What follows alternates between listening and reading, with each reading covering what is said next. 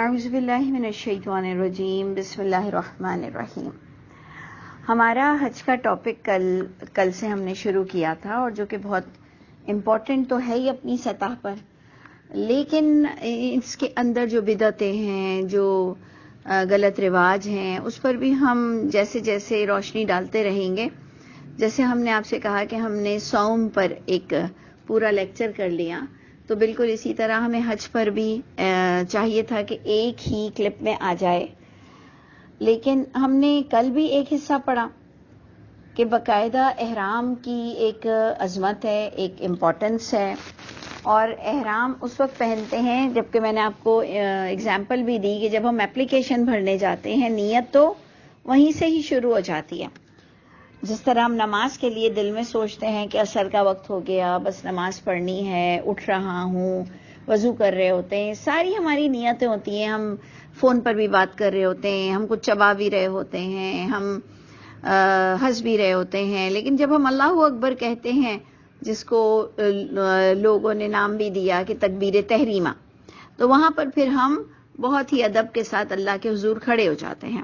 بالکل حج کو اگر آپ اسی اگزامپل پڑھ لیں کہ حج کو شروعات کرنے کے لیے باقاعدہ نیت کر لیتے ہیں، تو اس کے بعد آپ پر پابندی آ جاتی ہے کہ آپ بدلہ بھی نہ لو، آپ لڑائی جھگڑے بھی نہ کرو، اور جبکہ بزنس تک کرنے کی آپ کو اجازت ہے، جبکہ قرآن سے انشاءاللہ آپ کو ملے گا کہ اللہ کا فضل بھی تم تلاش کر سکتے ہو۔ تو ایکچولی عبادات کی جو نوعیت ہے، اس کے پاس ہمارے پاس ایک کلیئر ڈسکشن کے قابل ہم ہوں، کہ ہمارے پاس ایک کلیئرٹی ہو کہ بھئی کیا کر سکتے ہیں، اس عبادت کا کیا فرق ہے اور اس عبادت کا کیا فرق ہے۔ ٹھیک ہے، تو آپ نے اگر ادھر غور کیا،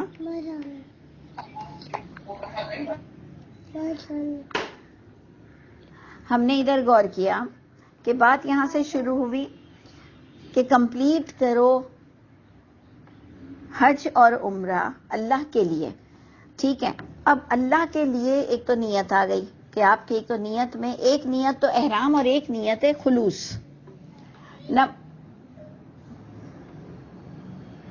نمبر 2 ہم نے پڑھا کہ اگر انسان حصار میں آ جائے تو پھر اس کو ہدی دینی پڑے گی، اور باقاعدہ اس کو بال کٹانے پڑیں گے، اور جب ہدی قربانی کو پہنچ جائے گی تو اس کو باقاعدہ وہی حلق اور کروانا ہے، سر کے بال کتروانے منڈوانے ہیں، ہدی اپنی جگہ پر پہنچے گی۔ اس پر ہم نے پورا ڈسکشن دیا تھا کہ حتی یبلغ الہدی محلہ، حتی یبلغ الہدی محلہ، یہ اس سے ہمیں آئیڈیا ہوا کہ ہمیں قریب جا کر اور پھر نیت کرنی چاہیے، دور دراز علاقوں سے ہمیں نیتیں نہیں کرنی چاہیے، کہ اس کو ہدی کو پہنچانا پڑے گا اگر ان بٹوین ہم بیمار ہو جاتے ہیں یا کسی طرح کے شر سے پھنس جاتے ہیں۔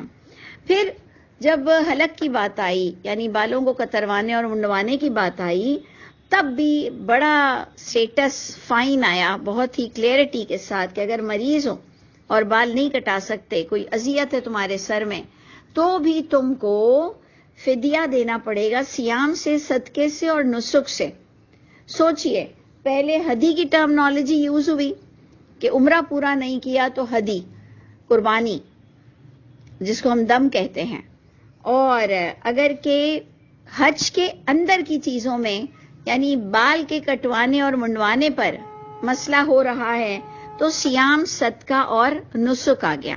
یعنی ایک ایک چیز قابل غور ہے کہ وہ صیام، صدقہ اور نسک یہ حدیث سے چھوٹی چیز کہلائے گی۔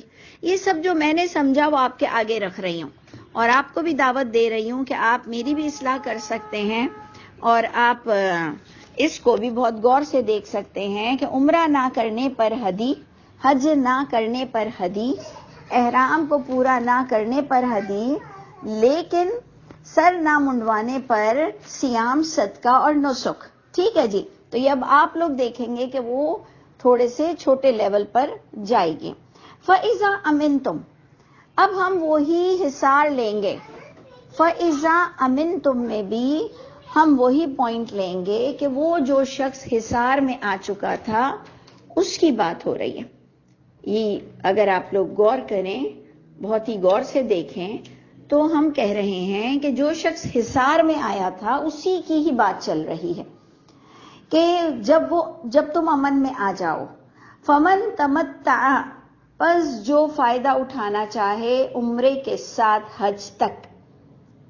اب جناب اس کو بھی لے لیں اور ہم سب کے لیے بھی ایک یہ پورا رول اور میتھڈ لے لیں کہ جو فائدہ اٹھانا چاہے عمرے کے ساتھ حج تک، یعنی اب وہ دوبارہ آ گیا ہے کہ اب میں عمرہ بھی کروں گا اور حج بھی کروں گا، تو پھر حج کی ہدی کی بات ہو رہی ہے. فَمَسْتَيْسَرَ مِنَ الْهَدِي، کیونکہ عمرے کی کوئی ہدی نہیں ہے، عمرے کی کوئی قربانی ہے نہیں. اب جو فائدہ اٹھانا چاہے عمرے کے ساتھ حج کا بھی، تو یہ حج کی ہدی ہوگی، نہ کہ اب ہم یہ کہیں گے کہ جی پہلے تو اس نے پینلٹی دی، اب اگر وہ حج کرنا چاہ رہا ہے تو پھر پینلٹی دے. تو ہم کہیں گے نہیں، پھر اس کو یہی کہا جا رہا ہے کہ پھر جو میسر آئے گی تو اسے حج کی قربانی دینی پڑے گی. فَمَن لَّمْ يَجِدْ، اب تمام حاجیوں سے یہ بات ہو رہی ہے کہ جو نہیں پائے حج کی قربانی. انڈرسٹینڈ، دیکھیں ہم نے اسٹیپ بائی اسٹیپ لے گئے، اور جسے اگر کل کا تھوڑا سا جو ہم نے پڑھا تھا کہ وَأَتِمُّ الْحَجَّ وَالْعُمْرَةَ لِلَّهِ، کہ ہم نے اس پر کمپلیشن کی بھی بات کی تھی کہ کوئی چیز ایسی ہے جو بگن ہوتی ہے اور پھر اینڈ ہوتی ہے. نہیں تو نیک کام تو بگن ہوتے ہیں پھر اینڈ کبھی نہیں ہوتے ہیں، اس کے کوئی اوقات نہیں ہوتے ہیں. آدھی رات کو بھی اگر نیکی کی ضرورت پڑ جائے تو آپ کو نیکی کرنی پڑے گی. تو یہ چیز ہے کہ یہ کوئی ایسی عبادت ہے نمازوں کی طرح کہ اس کے کوئی ٹائم ہے اور اس کی کوئی تعداد ہے، جیسے نمازوں کی رکعت ہے، جیسے روزے فرضی روزوں کا مہینہ ہے، اور جو گنتی کو اس کی پوری بھی کرنا ہے اگر چھوڑیں گے. بالکل حج بھی گنتی کے ساتھ کچھ ارکان کی بات ہو رہی ہے حج اور عمرے کی. جو حج پورا نہ کر سکے، عمرہ پورا نہ کر سکے تو ایک ہدی دے گا. پھر پوائنٹ آ گیا کہ جو عمرے کے ساتھ حج بھی کرنا چاہے تو پھر وہ حج کی ہدی دے گا. اور جو شخص حاجی ہو اور وہ قربانی نہیں دے سکتا، فَمَن لَّمْ يَجِدْ، پس جو نہ پائے، فَصِيَامٌ، پس وہ روزہ رکھے گا، ثلاثۃ ایام، 3 دن، فی الحج، حج کے دنوں میں رکھے گا، وَسَبْعَةٍ اِذَا رَجَعْتُمْ، اور 7 رکھے گا روزے جب لوٹو تم. کہاں لوٹو؟ یقیناً تم کہیں سے آئے ہو، تم اپنے گھر کی طرف لوٹو گے. تِلْکَ عَشَرَةٌ کاملہ، یہ 10 مکمل ہوئے روزے. ہم نے کہا تھا کہ روزے یا تو کسی چیز کی پینلٹی اور فائن ہے، اور یا تو پھر وہ کسی چیز کو کمپنسیٹ کرتا ہے، یعنی عدل کا بدل کرتا ہے. اور یہ حیرت کی بات ہے کہ ہمارے بھوکے رہنے سے وہ کام پورا ہو جاتا ہے اللہ کی کتاب میں. یعنی ہمارے بھوک سہنے سے، ہمارا بھوکا رہنے سے، روزے کا مطلب بھوکا رہنا ہے، تو ہمارے بھوکے رہنے سے جو ہماری کمی تھی وہ پوری ہو جاتی ہے. اس لیے ہم نے پورا دماغ بنایا کہ روزہ رکھنے سے ہمارے روز کے گناہ بھی ڈیڈکٹ ہوتے ہوں گے، کمی کوتاہیاں پوری ہو جاتی ہوں گی. اللہ ہمیں یہ آنے والا رمضان روزے رکھنا اور اپنی معافی ہونا نصیب ہو ہم سب کے لیے. بڑی گناہ کیا ہے پچھلے سال میں بھی، اور اللہ ہم سب کو معاف کر دے بس. تو آپ دیکھ لیجئے کہ یہ تک بھی بات آ گئی کہ اگر کوئی غریب ہے تو وہ اگر قربانی نہیں دے سکتا ہے تو وہ روزے رکھ کر اس کو پورا کر لے. اور ہمارے مولوی حضرات ہر چھوٹی چھوٹی بات پر اس کو قربانی پر لگا دیتے ہیں کہ دم دو دم دو دم دو دم دو. تو یہ کوئی اچھی بات نہیں ہے، یہ بہت گناہ ہے. ہمارے میاں صاحب کی بھی تھوڑی ذرا عادت ہے، ہر ایک کو کہتے ہیں کہ احتیاطاً ایک قربانی دے دو. ارے بابا تمہیں تو کہنا بڑا آسان ہے، ہر ایک کو پکڑ کر کہہ دیتے ہو کہ جی احتیاطاً ایک قربانی دے دو. لوگوں کو بڑی مشکل ہوتی ہے ایک زمزم کا ڈرم خریدنے کے لیے بھی، وہ 10 درہم کا 10 ریال کا وہ ڈرم لینا، ایمٹی ڈرم بھی لینا بیچارے غریبوں کو مشکل پڑتی ہے. ذرا وہاں جا کے تو دیکھیں، بیچارے دہی اور تندور کی روٹی لے کر کھاتے ہیں. اس کو آپ کہیں کہ جناب ایک احتیاطاً دے دو، تو ایسا نہیں ہوتا. یہ وہاں پر قربانی بہت مہنگی بھی پڑتی ہے، اور قربانی کا ایسا کوئی حکم نہیں ہے. قربانی کا تو حکم تب ہے جب آپ حج اور عمرہ پورا نہ کر سکو. چلو لوگوں کو یہ ترغیب دے دو کہ ٹھیک ہے تھوڑا بہت صدقہ کر دو، لیکن دم دے دو یعنی بکری وہاں کی دے دو، تو سعودی عرب کی بکری اور دھمبا اور گائے کا حصہ اور اونٹ کا حصہ دینا یہ سب کے بس کی بات نہیں ہوتی ہے. اس لیے کسی کو ایسے مشورے ہر بات پر نہ دیا کریں. تو ادھر غور کیجئے کہ باقاعدہ اللہ تعالیٰ کی کتاب نے آپ کو کس طرح سے سٹیپ بائی سٹیپ اللہ نے ہمیں بتایا. اور اب یہ بھی 10 روزے سب نہیں رکھ سکتے ہیں. دل کا جو عشرۃ کاملہ ہے، یہ جو مکمل 10 روزے ہیں، ذالکا، یہ روزے بھی ان کے لیے ہے، لیمن،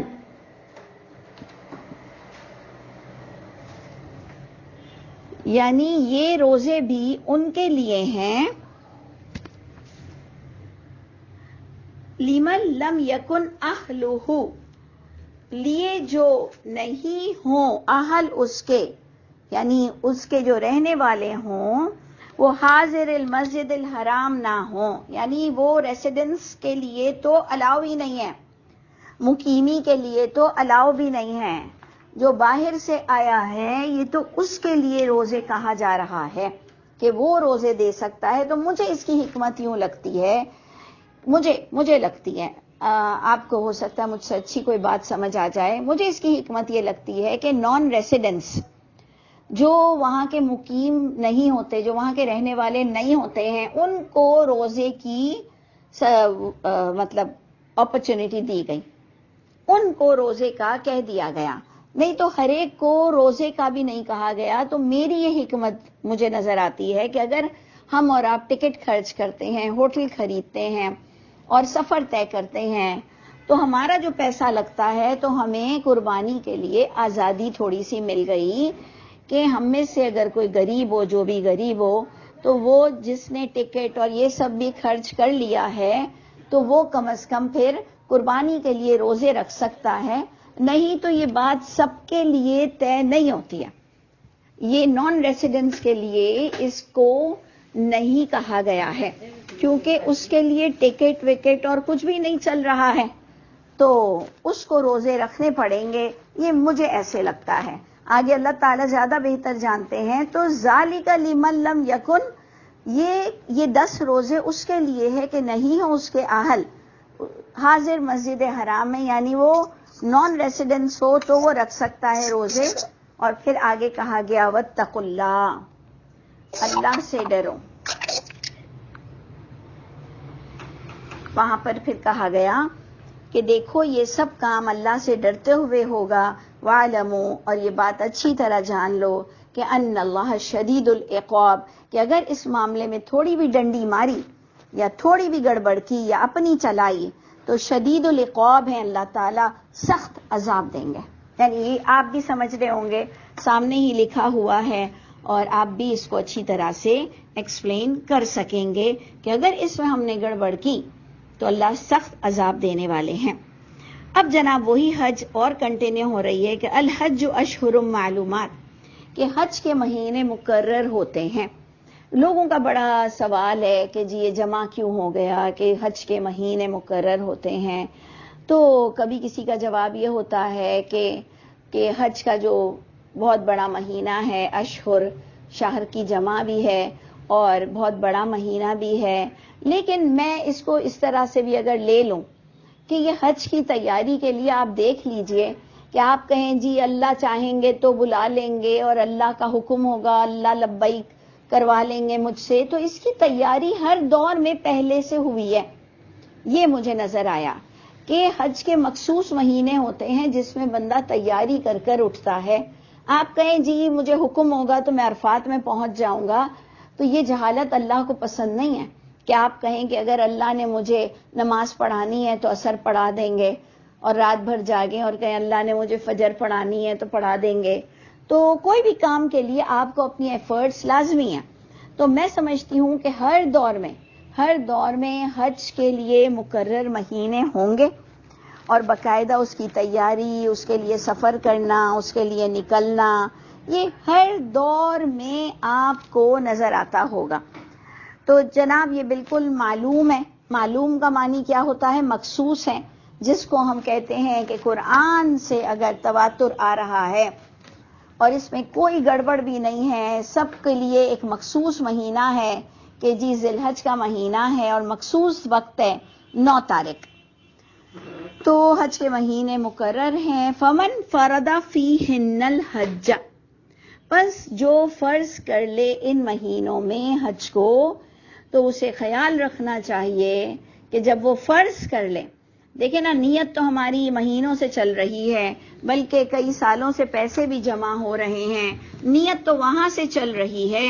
لیکن جب تم اس کو فرض کر لو، یعنی جب تمہیں لگے کہ تم نے اب سٹارٹ کر دیا، نیت کر لی، احرام پہن لیا، تو فلا رفس، اب تم بے پردہ نہیں ہو سکتے.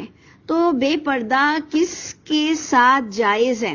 کیونکہ یہ جائز کام کو منع کیا جا رہا ہے. نہیں تو بے پردگی تو ویسے بھی منع ہے. بے پردگی تو مردوں کو، عورتوں کو، سب کو منع ہے. تو پھر کون سی بے پردگی منع ہے جو جائز ہوگی؟ جیسے کہ نماز میں ہم کھانے نہیں کھا سکتے جبکہ کھانے جائز ہیں. نماز میں ہم ہنس بول نہیں سکتے، جواب نہیں دیتے ہیں جبکہ جواب دینا، ہنسنا، بولنا سب جائز ہے. نماز میں ہم چل نہیں سکتے ہیں جبکہ چلنا جائز ہے. انڈرسٹینڈ؟ تو جب آپ نے اپنے اوپر حج کو فرض کر لیا، جس دن، جس وقت، پھر بے پردہ جس سے جائز ہے ہونا، اور وہ یقیناً جس سے نکاح پڑا ہوا ہو، تو اس سے بھی آپ بے پردہ نہیں ہو سکتے. یہ کلیئر قرآن کی آیت سے ہمیں تسلی مل گئی، اسپیشلی ہم قرآن والے لوگ، کہ اب ہم ہر چیز کو قرآن سے دیکھنے کی کوشش کرتے ہیں کہ کہیں پر بھی ہم کوئی غلط ہماری گائیڈنس نہ ہو جائے. تو شکر ہے کہ ہمیں تسلی مل گئی کہ ہاں جی یہ والا ریلیشن میاں بیوی کا جو جائز ہے وہ اب نہیں کر سکتے ہیں. ولا فسوق، فسق، نافرمانیاں نہیں کر سکتے ہو. تو وہ نافرمانی تو ویسے بھی آپ نے کبھی نہیں کرنی تھی، لیکن آپ کا ہولی ٹائم آ چکا ہے، ایک ہولی منتھ، ہولی ٹائم میں آپ تھوڑے اور کانشیس ہو جاتے ہیں. تو اللہ تعالیٰ آپ کو اور کانشیس رہنے کا حکم کر رہے ہیں کہ دیکھو تم بہت ہی سنبھل کر چلو کہ تم اللہ کے راستے کا سفر طے کر رہے ہو.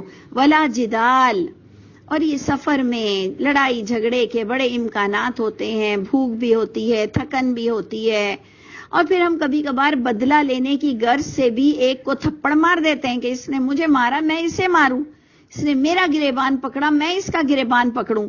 لیکن اگر آپ نے احرام پہن لیا ہے تو آپ بدلہ بھی نہ لینا. یہ میں نے سمجھا. نہیں تو جدال تو منع ہی ہوتا ہے، لیکن اللہ نے حکم دیا ہے نا کہ جتنا تم سے تمہارے ساتھ جاتی ہوئی ہے اتنا تم پلٹ کر بدلہ لے لو. تو اب اگر احرام پہن لیا ہے، فرض ہو گیا تم پر، تم نے فرض کر لیا، تو تم بے پردہ بھی نہیں ہوگے اپنی میاں بیوی، اور اب بہت ہی کانشیس رہو گے، جس کو ہم فسوق میں ڈالیں گے. اور جدال یعنی تم کو کوئی بدلہ لے کر لڑنا بھی نہیں ہے، معاف معاف معاف معاف معافی، بس یہ پی جانا ہے آپ کو کہ یہ تو بے وقوف ہے، احرام پہن کر میری سیٹ پر بیٹھ گیا جو کہ میں ہی بیٹھا ہوا تھا، میری چیز لے لی، مجھے پیر سے مارا، مجھے فلاں کیا، فلاں کر دیا، ہمارے بچے کے ساتھ زیادتی کی. کوئی بات نہیں، معافی کرو معافی کرو. یہ آپ احرام میں ہو اس وقت. تو فی الحج، ان حج کے دنوں میں معافی کا بہت جذبہ رکھنا ہے. وما تفعلوا من خیر، جو تم کچھ کرو گے کوئی بھلائی کا کام، یعلمہ اللہ، اللہ جان رہے ہیں اس کو. تم اتنے ہائپر ہو جاتے ہو اور تم سمجھتے ہو کہ جی میری نیکی کیا لکھی جائے گی. اللہ سب جانتے ہیں جتنا تم برداشت کرو گے. ہاں لیکن اب کیا اللہ نے کہا کہ تھوڑے پاکٹ منی لے لیا کرو، پیسے تھوڑے جیب میں ہونے چاہیے. فقیر مت بن جاؤ کہ جس اللہ نے بلایا ہے وہی کھلائے گا وہی پلائے گا. تو یہ بھی بڑی اسپیشلی پاکستانیوں سے لوگوں کو بڑی شکایتیں ہوتی ہیں. ہم پاکستانی ہیں اس لیے ہم یہ ڈسکشن کر رہے ہیں کہ کئی پاکستانی، اور ان کے منہ سے میں نے خود بھی یہ سنا ہے کہ بس جیسا بھی وسیلہ بنا ہم آ گئے، اب ٹکے 1 روپیہ بھی نہیں ہے جیب میں، اور جس اللہ نے بلایا ہے وہی کھلائے گا، وہی پلائے گا، تو پھر فقیر بن کر ہم ایک دوسرے سے پیسے مانگ رہے ہوتے ہیں، جو کہ ایک اچھی بات نہیں ہے۔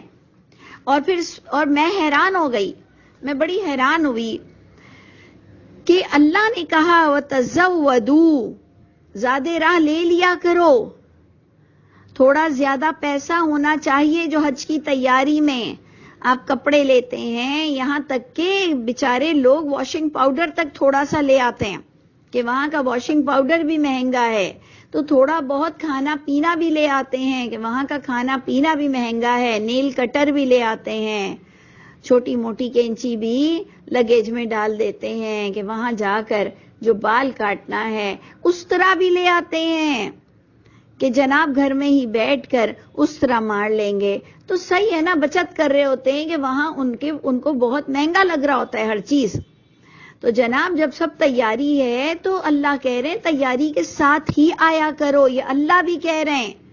اللہ بھی اسے توکل نہیں کہتے ہیں کہ آپ تیاری نہ کرو اور اللہ کے نام کے ساتھ پھر آپ بھیک مانگنے لگ جاؤ، تو یہ بہت بری بات ہے، بہت بری بات ہے۔ اللہ ہم سب پر رحم فرمائے اور لوگوں کی محتاجی سے بھی بچائے اور عقل سلیم بھی نصیب فرمائے۔ تو اللہ تعالیٰ فرماتے ہیں زاد راہ لے کر چلا کرو، جبکہ بہترین زاد راہ تو تقوی کی روش ہونی چاہیے، یعنی تمہارا سفر، تمہاری نگاہیں، تمہاری سوچ، تمہارا رہنا سہنا سارا تقوی کی بنیاد پر ہو، لیکن تمہارے پاس پیسہ بھی تھوڑا سا ہونا چاہیے، یعنی ہر ایکشن میں تو تقوی ہونا چاہیے، لیکن جب سفر پر نکلے ہو تو پیسہ تھوڑا سا ہونا چاہیے۔ واتقونی، صرف مجھ سے ڈرو، یا اولی الالباب، عقل والوں، اے عقل والوں، عقل استعمال کرو اور اللہ کے نام کے ساتھ کھلواڑ مت کیا کرو۔ اچھا جی، آگے بھی دیکھیں یہی چیز آ رہی ہے کہ لیس علیکم جناح، تم پر کوئی حرج نہیں، کوئی گناہ نہیں، یہ کہ تم تلاش کرو فضل تمہارے رب کی طرف سے۔ ہمیشہ قرآن نے فضل تمہارے رب کا فائنینشلی روزی کمانے کو کنسیڈر کیا ہے۔ آپ پورے قرآن سے بھی نکال لیں تو ایک تو فضل اللہ کا فضل ہوتا ہے جو اللہ کے کرم، اور ایک یہ جو فضل ڈھونڈو زمین میں، یہ آپ اپنا سورس آف جو بھی آپ کا کمائی کا ذریعہ ہے اس کو آپ ڈھونڈ سکتے ہیں، یعنی چائے بیچ سکتے ہیں، کھانا بیچ سکتے ہیں، رول بیچ سکتے ہیں، واٹ ایور۔ یہ بھی اگر ہمیں کسی نے نہیں بتایا ہوتا تو جب اگر قرآن نہ پڑھا ہوتا تو ہم کہتے لو کیسی عبادت کر رہے ہو کہ اس میں کمائی پر تلے ہوئے ہو اور 2 ریال کی چائے دے رہے ہو، جبکہ 1 ریال کی تھی مکے میں، اب عرفات میں تم 2 ریال کی دے رہے ہو، ایسے کیسے حج کر رہے ہو؟ تو ہمیں کہنے کی اجازت نہیں ہے، کیونکہ انہیں حج پر لانے پر پیسہ بھی زیادہ لگتا ہے عام لوگوں سے۔ عام لوگ جو 1 ریال کی چائے دے رہے ہیں تو ان کو بہت تکلیف نہیں ہو رہی جتنا عرفات لانے والوں کو چیزیں بیچنے پر تکلیف ہوتی ہے۔ تو اس لیے ایک تو کرائیٹیریا جو اللہ کی کتاب ہمیں دماغ بنا دیتی ہے نا، وہ کوئی نہیں بنا سکتا کہ یہ ذریعہ معاش ڈھونڈنا کوئی مسئلہ نہیں ہے، کوئی گناہ نہیں ہے۔ اور اگر کوئی بزنس ٹرپ پر بھی آیا ہے، کوئی امیر کبیر انسان بھی بزنس ٹرپ پر آیا ہے لیکن وہ حج بھی کر رہا ہے، تو آپ کہہ رہے ہیں لو حج کی نیت سے تھوڑی آیا ہے، بزنس ٹرپ پر آیا تھا جدہ تو حج کے لیے بھی اس نے انٹری دے دی اور یہ حج کا بھی ویزا لے آیا، تو بھائی بہت بڑی بات ہے۔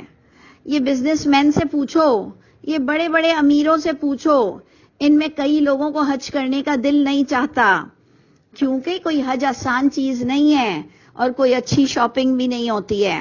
تو ذرا آپ اگر دنیا میں رہتے ہی ہیں تو ذرا دیکھ لیا کریں، کئی بڑے لوگ وہ حج کرنا پسند بھی اتنا نہیں کرتے، انہیں ٹائم بھی نہیں ملتا ہے۔ یہ حج کرنا بہت بڑی چیز ہے، یہ تکلیف اٹھانا بہت بڑی چیز ہے۔ تو اللہ ہم سب کو بار بار نصیب بھی کرے اور حق کے ساتھ کرے اور تقوی بھی نصیب ہو۔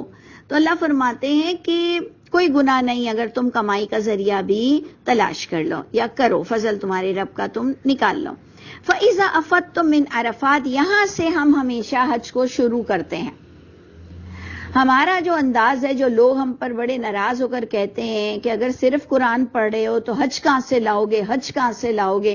ارے بھائی اتنی ناراض ہونے کی ضرورت کیوں ہے؟ تحمل سے رہو.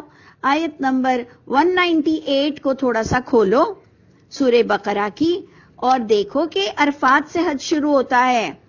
یہ تو ہمارا سسٹم ہے کہ ہم مینا سے حج شروع کرتے ہیں اور ساری باتیں اللہ کے رسول پہ ڈال دیتے ہیں. مینا ایک وہ جگہ ہے جیسے کہ باراتی بارات میں جمع ہونے کے لیے کسی ایک کے گھر کو مخصوص کر لیتے ہیں کہ جی بارات یہاں پر جمع ہوگی، پھر ایک بس میں جا کر ایک ساتھ میں باراتی جائیں گے. تو مینا ایک جمع ہونے کی جگہ ہے عرفات کے لیے. اس میں پرنسس، بادشاہ، علماء، کئی لوگ ریسیڈنٹس جو وہاں کے مقیمی ہوتے ہیں وہ ریاض سے ڈائریکٹ عرفات آتے ہیں. وہ اپنے ہی شہروں میں سے، دور شہروں میں سے آ کر ڈائریکٹ وہ عرفات میں آتے ہیں. ان کا مینا میں کوئی کیمپ نہیں ہوتا. تو مینا کوئی رکن نہیں ہے، مینا کوئی کمپلسری جگہ نہیں ہے. مینا سٹے کرنے کا حکم ہے کہ آپ تیاری کر کر نکل آئے ہو، اور جو نان ریسیڈنس ہوتا ہے، دوسرے ملکوں سے آیا ہوتا ہے، وہ مینا سے عرفات پہنچتا ہے کہ جو آدھا رستہ بھی طے ہو جائے. لیکن کئی لوگ جو وہاں کے رہنے والے، بادشاہ جو ہیلی کاپٹرز میں آتے ہیں، وہ سب اور بھی جو ادھر کے لوگ ہوتے ہیں، یہ علماء طبقہ تو زیادہ تر سعودی عرب کے علماء طبقہ تو ڈائریکٹ عرفات پہنچتا ہے. تو اس لیے جب بھی ہم سے کوئی کویسچن کرتے ہیں کہ جی حج کہاں سے لاؤ گے، حج کہاں سے لاؤ گے، تو حج جناب عرفات سے شروع ہوتی ہے. اور اس آیت سے شروع ہوتی ہے کہ جب تم لوٹو، یعنی لوٹنے کے الفاظ سے حج کی شروعات ہے کہ جب تم عرفات سے لوٹو. اس کا مطلب عرفات ایک مقرر دن ہے. نہیں تو مینا میں لوگ 7 تاریخ کو آتے ہیں، 8 تاریخ کو آتے ہیں، 8 کی دوپہر سے شور مچاتے ہیں کہ جی 5 نمازیں ضروری ہیں، 5 نمازیں ضروری ہیں. 8 تاریخ کی ظہر، عصر، مغرب، عشاء اور 9 تاریخ کی فجر مینا میں ضروری ہے. لیکن آج آپ دیکھ لیجئے کہ جو بھی ٹرپس لے کر یہ جاتے ہیں، جو ان کے اونرز ہوتے ہیں، یہ ہمیں فجر میں ہی عرفات پہنچا دیتے ہیں. یہ ہمیں عشاء میں ہی، 8 تاریخ کی عشاء میں ہی عرفات پہنچا دیتے ہیں کہ اب بہت رش ہونے لگا ہے. تو پھر تمہاری سنت کہاں چلی جاتی ہے؟ جس سنت پر تم لڑ رہے تھے، گریبان پکڑ رہے تھے اپنے لیڈر کا کہ جی اللہ کے رسول نے 5 نمازیں پڑھی ہیں مینا میں، پھر حج کے لیے نکلے ہیں. اب ان کی سنتیں کہاں چلی جاتی ہیں کہ ان کے بڑے بڑے لیڈر یہ ان کو عشاء میں 9 تاریخ سے پہلے 8 کی عشاء کو یہ عرفات پہنچا دیتے ہیں، اور 9 کی فجر پر تو زیادہ سے زیادہ لوگوں کو عرفات پہنچا دیا جاتا ہے. یہ سارے چھوٹے لوگوں کو بیوقوف بناتے ہیں، پاگل بناتے ہیں. یہ کہتے ہیں اصل حج یہ ہے، اصل حج یہ ہے. اس میں لوگوں کو الجھاتے ہیں اور خود شہنشاہ بن کر 9 تاریخ کو عرفات پہنچتے ہیں اپنی پرائیویٹ گاڑیوں میں. یہ اپنی پرائیویٹ گاڑیوں میں 9 تاریخ کو عرفات پہنچتے ہیں اور ہمیں لگا دیتے ہیں پیچھے کہ جی اللہ کے رسول نے 5 نمازیں 8 تاریخ کو پڑھی تھی اور 9 کی صبح بھی پڑھی تھی. ہم جیسے لوگ بیچارے کہ جی ہمیں پرفیکٹ حج کرنا ہے، ہمیں پرفیکٹ حج کرنا ہے، ہم اسی پر ہی رونا رو رہے ہوتے ہیں کہ جی مجھے تو لیٹ پہنچایا، میں تو دیر سے آیا، میں نے تو 4 پڑھی ہیں، میں نے تو 3 پڑھی ہیں. اب بتائیے ایسے لوگوں کو بندہ کیسے سمجھائے گا کہ میرے بھائی حج عرفات سے شروع ہوتا ہے، حج عرفات سے شروع ہوتا ہے. تو جب تم لوٹو عرفات سے، تو پھر لوٹنے پر اللہ فرما رہے ہیں فَاذْكُرُوا اللَّهَ، تمہیں اللہ کا ذکر کرنا ہے، اللہ کو یاد رکھنا ہے مشعر الحرام کے پاس، جس کو مزدلفہ کہتے ہیں. وہاں بھی آپ دیکھیں گے بورڈ بھی لگے ہوئے ہیں، ایک طرف مشعر الحرام تو اسی کے ہی ساتھ مزدلفہ ہیئر. آپ کو بورڈز بار بار نظر آئیں گے مزدلفہ ہیئر. تو وہ بھی آپ کو قرآن سے ثابت ہو جاتا ہے کہ جب تم عرفات سے لوٹو تو مزدلفہ پر اللہ کا ذکر کرو، اور ذکر کرو اس کا جیسے جو ہدایت دی اس نے تم کو. نماز کی ہدایت دی، تسبیحات کی ہدایت دی، تم کو آرام کرنا ہے، تمہیں نظارے کرنے ہیں، لیکن تمہیں جیسے صلات میں آپ رکوع کرتے ہو، آپ قعدہ کرتے ہو، تو بالکل اسی طرح آپ عرفات پہنچے، عرفات سے آپ مشعر الحرام پہنچے، اور اللہ تعالیٰ کا یہ وہ جو پوائنٹ ہے یہ بڑا پرفیکٹ ہے کہ وَإِن كُنتُم مِّن قَبْلِهِ لَمِنَ الضَّالِّينَ. یہاں پر میں اینڈ بھی کرتی ہوں کہ یہ بڑی بات ہے. کیا لکھا ہوا ہے کہ جبکہ اس سے قبل تم البتہ گمراہوں میں سے تھے، یعنی تم ہماری طرح لڑ رہے تھے جو ہم لوگ آج کل لڑ رہے ہیں، لیکن یہ شاید ہم سے بھی بدتر ہوں گے. اللہ نے ایگزیکٹ حج ہمیں بتایا کہ what is actual Hajj, exactly کیا ہے حج. اللہ کہہ رہے اس سے پہلے تم لوگ گمراہوں والا حج کر رہے تھے، تو آؤ سنو اللہ کے رسول کی کتاب میں جیسے روزے کی نشاندہی ہوئی کہ پہلے سے بھی ایسا کوئی قانون نہیں تھا کہ جو تم نے اپنے اوپر ڈال لیا تھا، بالکل حج میں بھی تمہیں بتایا یہ جا رہا ہے کہ جو مشرکین مکہ اور جو اہل کتاب جو جس طرح کا حج کر رہے ہیں اور اس میں جتنے ایررز اور دراڑیں آ رہی ہیں، تو سنو حج ایکچول یہ ہوتا ہے. ابھی بھی آگے اور انشاءاللہ بہت ہی بڑی بڑی باتیں لکھی ہوئی ہیں، اور انشاءاللہ اس کو ہم پھر غور سے پڑھیں گے.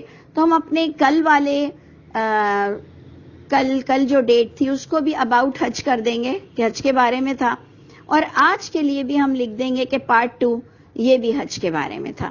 اللہ تعالی ہم سب کے حامی و ناصر ہوں. السلام علیکم ورحمۃ اللہ وبرکاتہ.